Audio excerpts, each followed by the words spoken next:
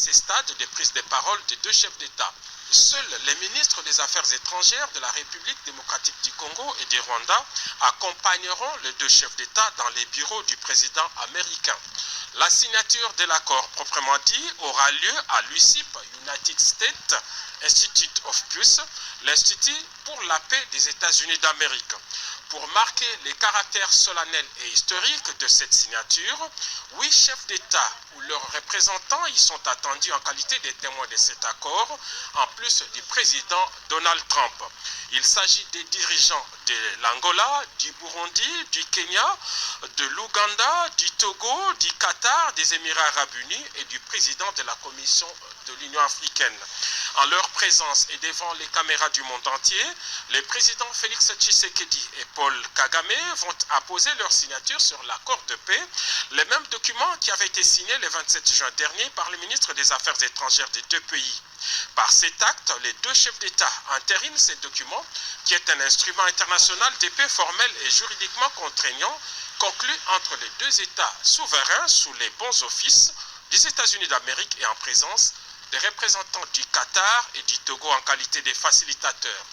Il est prévu, à l'issue de cette cérémonie, les déclarations publiques de président Trump, Paul Kagame et Félix-Antoine Tshisekedi Tshilombo. À ce stade, on peut donc dire que la signature de cet accord est irréversible.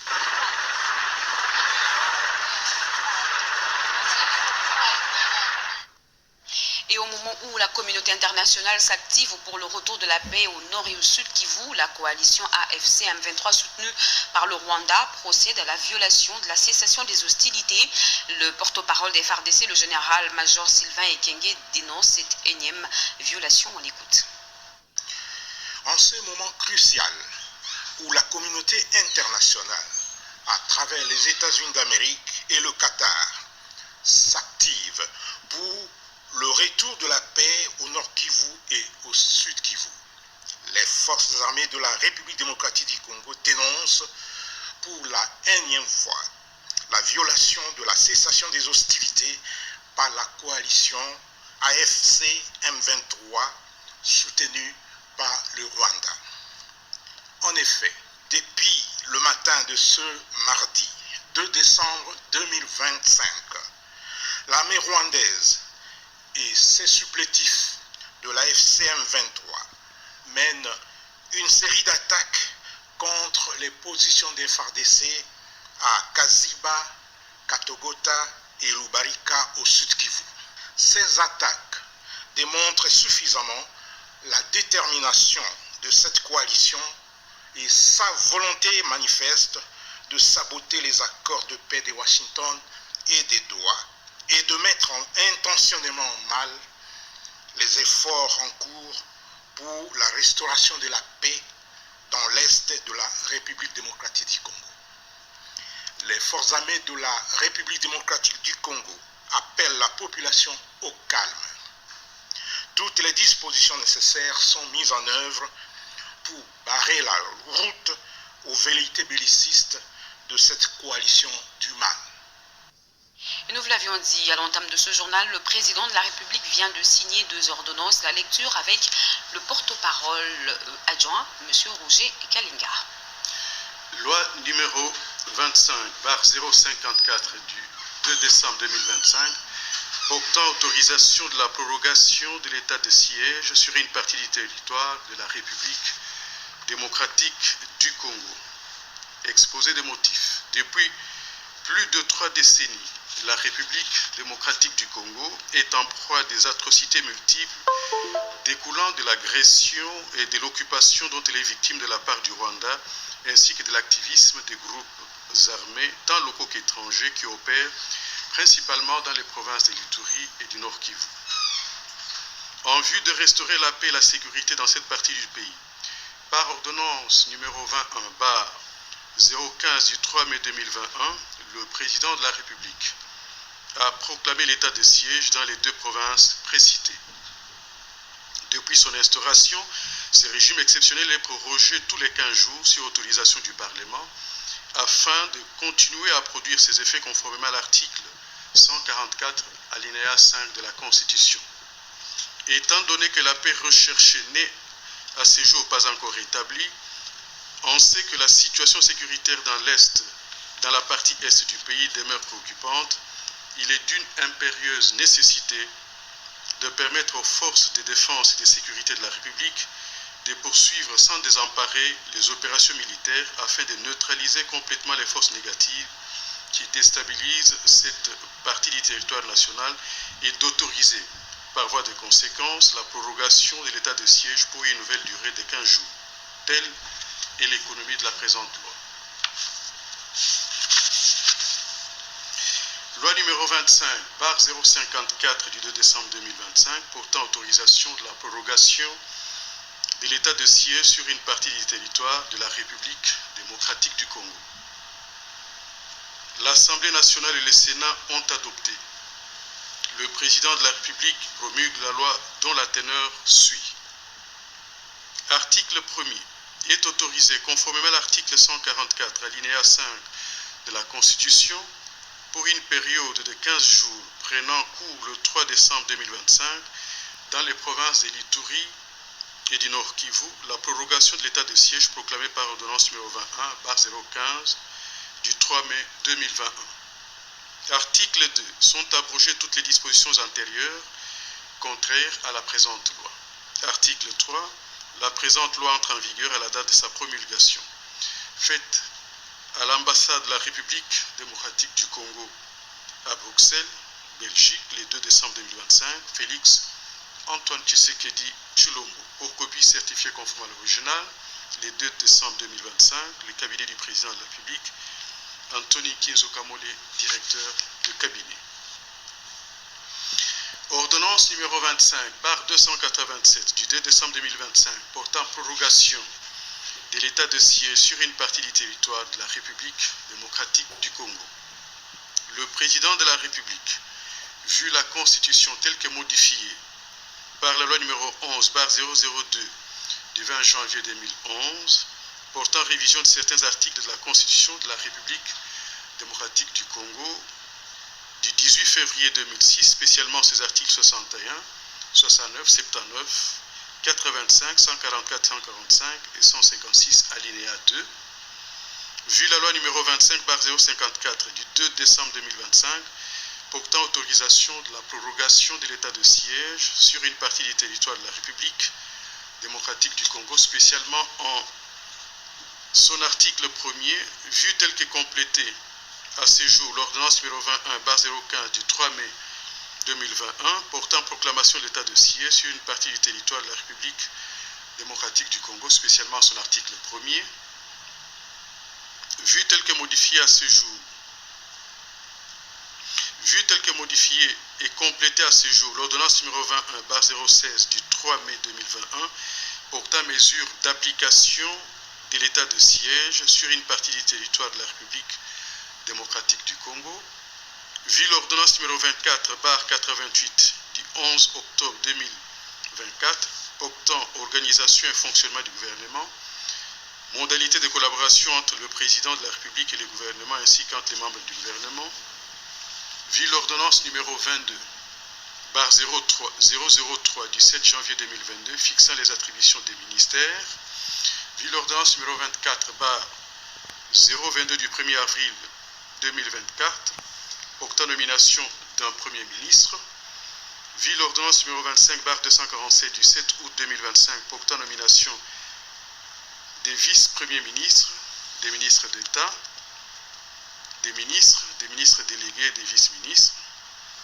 vu l'arrêt sous R const 1550 d'ici mai 2021 de la Cour constitutionnelle siégeant en appréciation de la constitutionnalité de l'ordonnance numéro 21/016 du 3 mai 2021 portant mesure d'application de l'état de siège sur une partie du territoire de la République démocratique du Congo. Vu la nécessité et l'urgence, les conseils des ministres entendus ordonnent. Article 1er.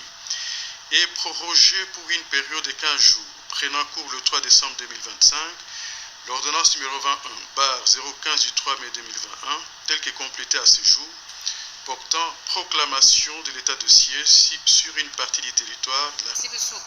Merci beaucoup, M. Rouget. Au cœur d'un débat budgétaire sous haute attention, l'Assemblée nationale poursuit l'examen du budget 2026 dans un climat marqué par des interrogations sur la prise en compte des réalités régionales face aux inquiétudes suscitées par une possible marginalisation du Nord et Sud Kivu. Le député national Jean Baléké se veut rassurant. Ces provinces ne sont pas oubliées. D'autres précisions avec Karen Kankolongo.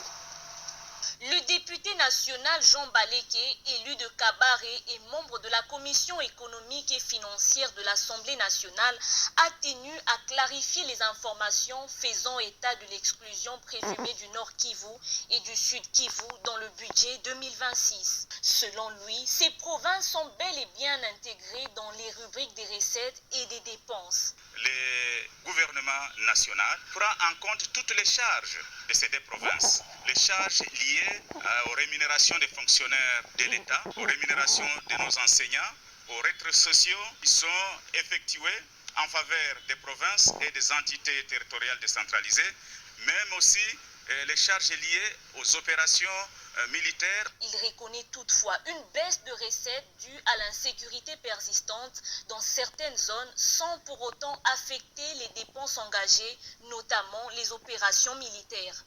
Jean Baléké. Décisive dans le contrôle de l'action gouvernementale, le projet de loi portant reddition des comptes 2024 est passé ce lundi entre les mains du Sénat pour une seconde lecture déterminante. Après son adoption à l'Assemblée nationale, la Chambre haute du Parlement, sous la direction de son président Jean-Michel Sama-Lukonde, a ouvert l'examen du texte avant de le renvoyer à la commission ECOFIN. Janine Kalenga, Julien Pianet, bienvenue au Salah. En seconde lecture à la Chambre haute du Parlement, le projet de loi portant reddition des comptes de la loi des finances, exercice 2024 présenté par le ministre des Finances, Doudou Fambali-Koundé, au cours de la plénière dirigée par le président du Sénat Jean-Michel Sama-Lukonde Kenge, avait été déclaré recevable par l'Assemblée nationale. Lors d'une plénière, les députés nationaux l'ont examiné en première lecture. Au Sénat, suite à une motion de procédure proposée par le sénateur Bossio Claude, à l'assistance, le débat n'a pas eu lieu. Le vote de la majorité a prévalu sur celui des opposants. Le projet a été renvoyé à la commission ECOFIN et mixte paritaire pour d'éventuels ajustements. Et donc nous allons vers la majorité des pour et des contre pour pouvoir décider. En réalité, je comprends qu'il y en a quand même plusieurs. Mais la majorité des pour l'emporte sur la majorité des contre. Et donc, je reviens sur mon marteau pour dire que cette majorité est en contre, la motion de l'honorable Bossio est adoptée. Le gouvernement justifie les contre-performances par la non-réalisation des recettes extérieures et détaille les efforts de gestion dans son rapport exposé devant les parlementaires. L'Argentier national a articulé son exposé autour des 5 points, notamment les contextes de l'exécution du budget 2024 et les observations du gouvernement. Le projet de loi portant reddition des comptes de l'exécution 2024 se présente dans précédentes dépenses de la manière ci-après. Série de prévisions de l'ordre de 44 milliards 410, les recettes du budget du pouvoir central réalisées au terme de l'exercice budgétaire 2024 sont chiffrées à 37 milliards 514 milliards de francs, soit un taux de réalisation de 79,97%. À ce niveau, je voudrais saluer le courage des hommes et femmes qui travaillent au sein de l'origine financière, qui, malgré les difficultés, ont pu faire face à la situation de mobilisation des recettes en atteignant un niveau de mobilisation de plus de 95% face aux institutions budgétaires qui ont été. Dans une démarche qui traduit la volonté du gouvernement d'accélérer la transformation du pays, la première ministre Judith Suminwa Tuluka s'est rendue ce mardi au siège de l'agence de pilotage, de coordination et de suivi des conventions de collaboration pour une inspection de haut niveau. En véritable chef d'orchestre de l'action gouvernementale, elle est venue jauger l'efficacité de cette agence stratégique. Emmanuela, commissaire et Joe.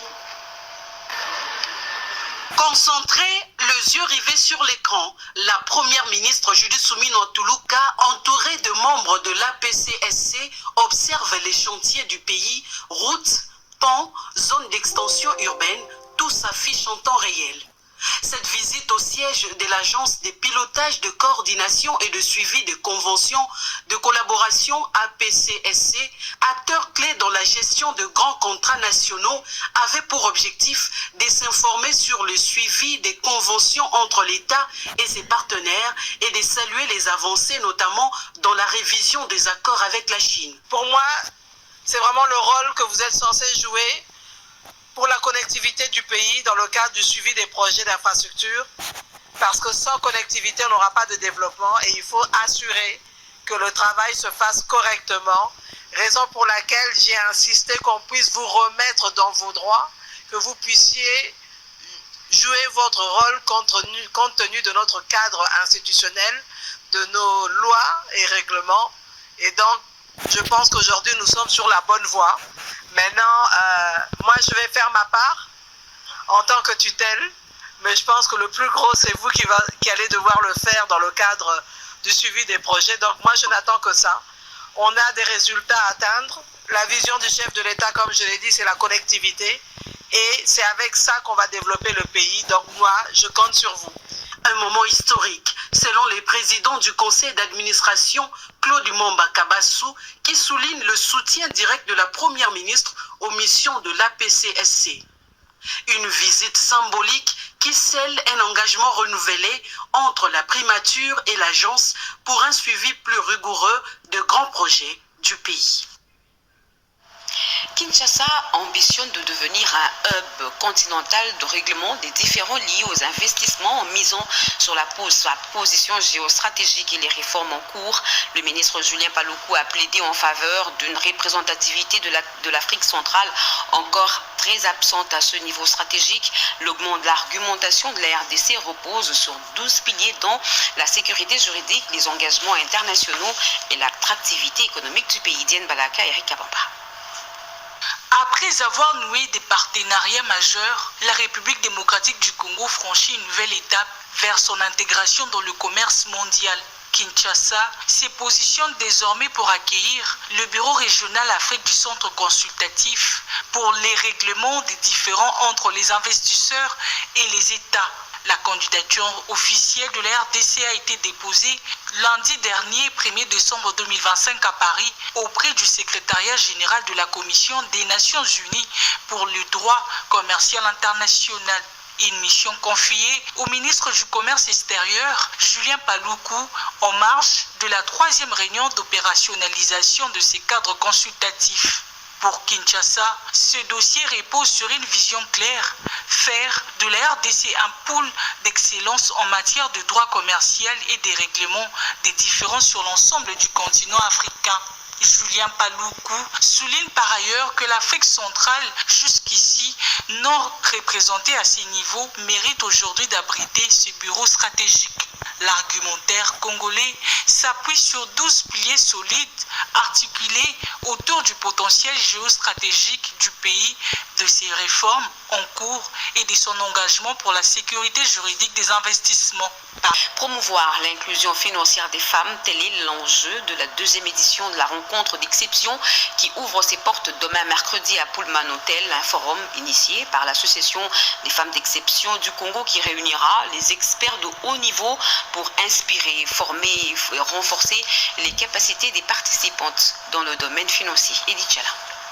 Cette 2e édition de la rencontre d'exception placée sous le thème Inclusion financière répond au plan d'action 2023-2025 de l'Association Femmes d'Exception du Congo, FEDEC en sigle, qui dirige Lydie Omanga Dihanju.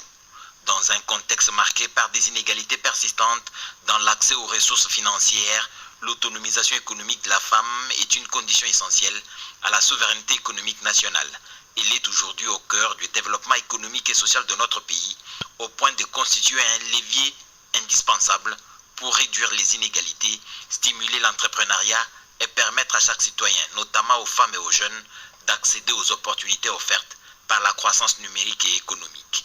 Cette 2e édition de rencontre d'exception qui s'ouvre ce 3 décembre 2025 est une occasion pour des personnalités impactantes de partager leurs expériences. Lydie Omanga et l'Association Femmes d'Exception du Congo FEDEC souhaitent créer un espace de dialogue et de réflexion autour des mécanismes qui favorisent l'accès équitable aux services financiers bancaires et alternatifs. Le docteur Adesina, président honoraire du groupe de la Banque africaine de développement BAD, partagera son expérience, particulièrement celle du programme AFAWA, Affirmative Finance Action for Women. C'est un nouveau souffle pour l'agriculture en République démocratique du Congo grâce à un don de 12 millions d'euros du Royaume des Pays-Bas. Le secteur agricole de Walikale, dans le Nord Kivu, va bénéficier d'un appui conséquent. Une délégation conduite par le député national Willy Michiki a visité les équipements et matériels agricoles prêts à être envoyés dans cette zone. Bobo Anan Mokonzi. Avec sa terre arable, il est temps que les sols congolais prennent sa revanche sur le sous-sol. 12 millions d'euros d'investissement pour booster les secteurs agricoles, les levier majeur du développement durable de la nation congolaise. Séjournant aux Pays-Bas, l'honorable Willy Michiki a eu le privilège d'inspecter les équipements et matériels agricoles destinés à la République démocratique du Congo, plus précisément à Walikale, dans la province du Nord Kivu, dans le cadre du programme de développement agricole Plantation, Miss Business, programme financé grâce aux économies issues des revenus parlementaires locaux avec l'appui des institutions financières. La mission du Pays-Bas consistait à visiter les équipements et matériels agricoles qui doivent être déployés à Walikale dans des projets de développement des fermes agricoles et aussi d'élevage, mais aussi nous pensons à commencer quelque chose autour de Kinshasa. Ce n'est pas possible que la ville de Kinshasa, qui a 17 millions d'habitants aujourd'hui, continue à importer plus de 60% des denrées alimentaires. Nous allons mettre fin à ça et nous pensons que la technologie hollandaise est la meilleure pour répondre à cette question.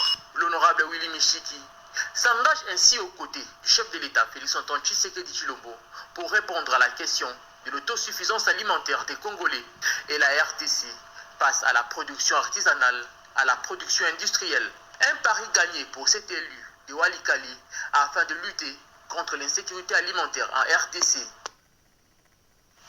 Et face à la vétusté des infrastructures de transport, des produits pétroliers et aux défis liés à la sécurisation de l'approvisionnement dans la zone ouest du pays, la ministre d'État en charge des hydrocarbures s'est rendue à Mwanda dans l'objectif d'évaluer la situation sur le terrain et échanger avec les opérateurs locaux pour trouver des solutions durables. Edith Chala.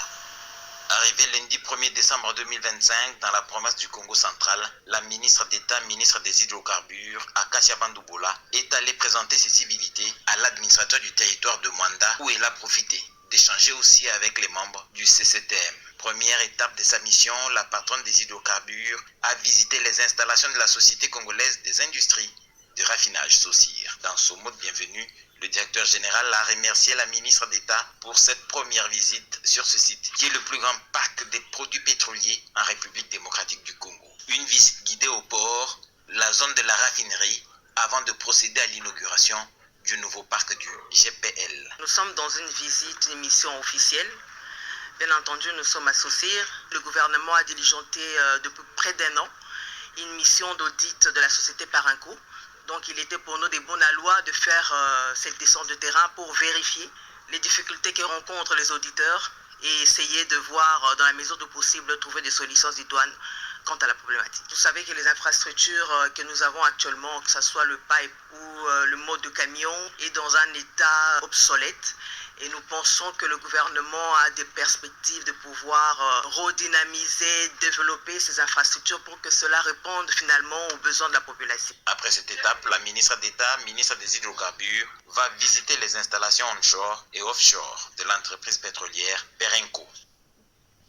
Et vers une agriculture plus structurée et inclusive en République démocratique du Congo, les coopératives agricoles sont désormais au cœur de la mise en œuvre du programme de transformation de l'agriculture. C'est dans cette logique qu'un atelier d'accompagnement et de structuration a été lancé aujourd'hui à Kinshasa avec l'appui du Fonds social de la République. Le ministre d'État au développement rural, Grégoire Moutchaël, a donné le go à ces travaux.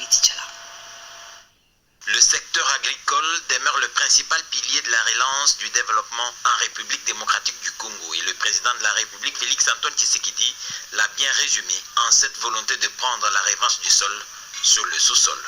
Mais le constat est que 65% de la population rurale vit en dessous du seuil de pauvreté selon les statistiques du Plan national stratégique de développement 2024-2028. Et pour identifier les principaux problèmes des sociétés coopératives, les acteurs impliqués dans le développement des coopératives dans différents secteurs réfléchissent autour de la question au cours d'un atelier ouvert mardi 2 décembre à Kinshasa sur la structuration et l'accompagnement des coopératives en République démocratique du Congo.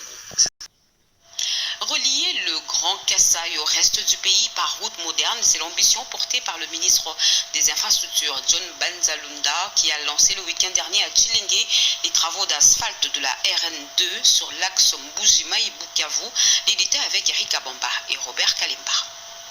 Arrivé au Kasaï oriental dans la nuit du samedi, le ministre de ZTP a entamé sa mission le dimanche 30 novembre. À Mbujimai, il a procédé au lancement officiel des travaux d'asphaltage du boulevard Laurent-Désiré Kabila avant de se rendre sur plusieurs sites érosifs majeurs de la ville.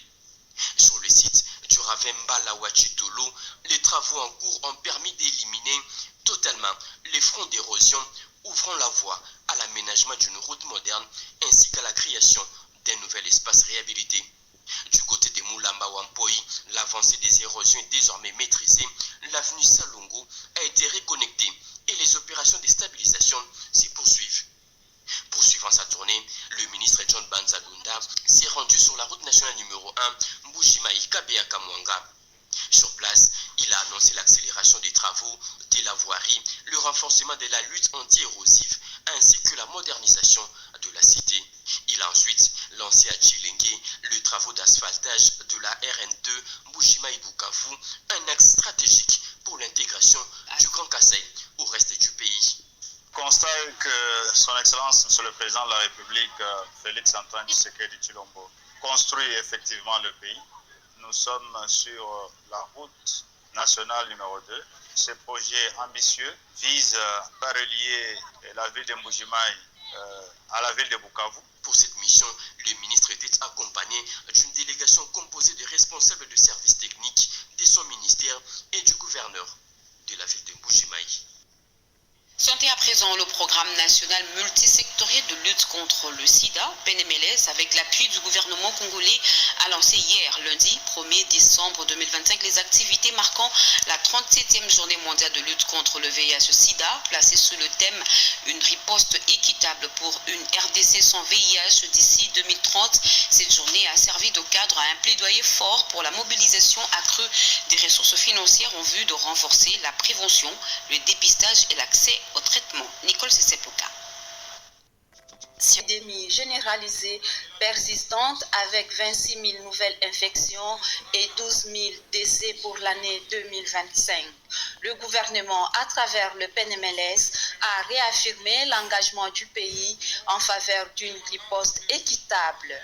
L'équité, ce n'est pas un concept administratif. C'est garantir que chaque Congolais et chaque Congolais, où qu'il vive, puisse accéder au dépistage, au traitement, au soutien et à la dignité. Dans son intervention, la directrice régionale de l'ONU-SIDA a appelé à un engagement financier durable pour assurer la prévention et les traitements dont dépendent des centaines de milliers de vies. Aujourd'hui, alors que de multiples programmes font face à de graves pénuries de financement pour les activités critiques, les ressources humaines et les pas terminés. Loin de là. Nous sommes très loin de là.